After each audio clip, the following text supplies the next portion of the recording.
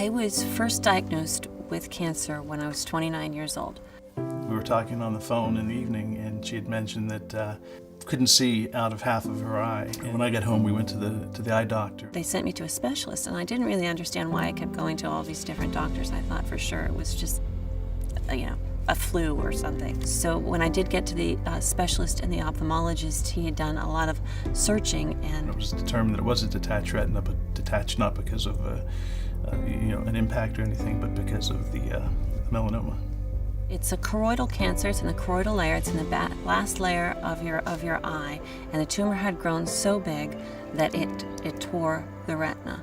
At the time, we had Leonard, who was 17 months old, 16, 17 months old. Georgianne was just born. The last thing on your mind is that you're going to have cancer. I think it's just a ton of information to try to bring in and figure out all at one time. There were two treatment options. We could just radiate and put the eye back in, or we could remove. And I decided immediately that we were going to just get that out. So we had the eye removed. I was laying in bed and I thought I had a bug bite, but it was really big for a bug bite and it was really hard for a bug bite. And I knew that melanoma could go anywhere it wanted.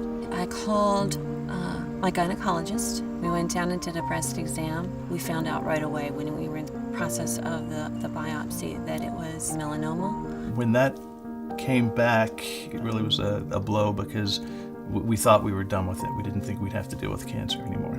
I decided in 2014 I wanted to find a hospital that would treat all of me in one place and at the same time. So that's when I went to CTCA. It was in April of 2014. By definition, what a skin cancer is a rogue cell that continues to grow and can spread to other parts of the body. She has also had metastases to her brain, her breast, and her lungs.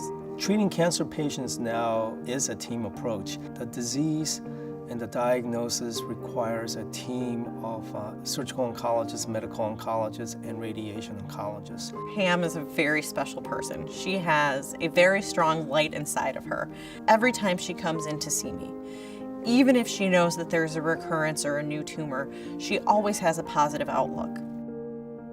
When I celebrate my anniversary, it's like bigger than my birthday, the day that I was first diagnosed. Every year I sit there and I reflect on, wow, since that, what has happened? We have 3 kids. I've watched them go through grade school. I've seen them go through high school. I watched high school graduations. Just being thankful and grateful for the moments that you do have, and they've been amazing, happy moments, crazy moments in 20 years. We're not going to trade our todays for tomorrows. We're just going to continue to live life to its fullest, enjoy as much as we can with each other, with our family, with our friends, and not put anything off.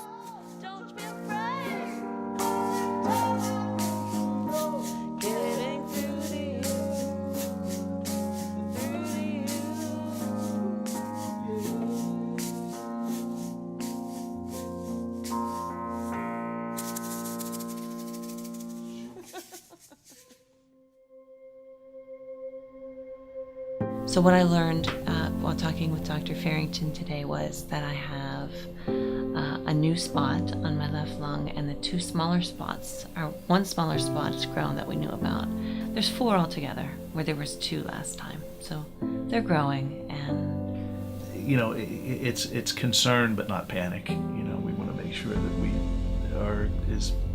we've educated ourselves as much as possible so that when we do get a chance to talk with the doctor, we're not deer in the headlights. We have an understanding of at least what the medical diagnosis is. We talked about the 4 different treatment options, and we went with the one that I had already considered prior to coming in this week. So